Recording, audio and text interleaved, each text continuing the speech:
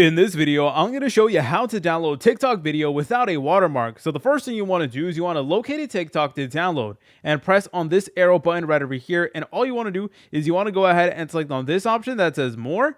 Then go ahead and press on copy just like so. So you want to go ahead and copy the link. So just press on that. And after it is copied to your keyboard, the next thing you want to do is you want to open up any web browser. Okay, and then in the web browser, go ahead and look this up right over here in the search bar. Then all you want to do is you want to go to this particular website. It is a great website that is reliable. And all you want to do is you want to go ahead and paste in the link right over here. Then you want to go ahead and press on download just like so.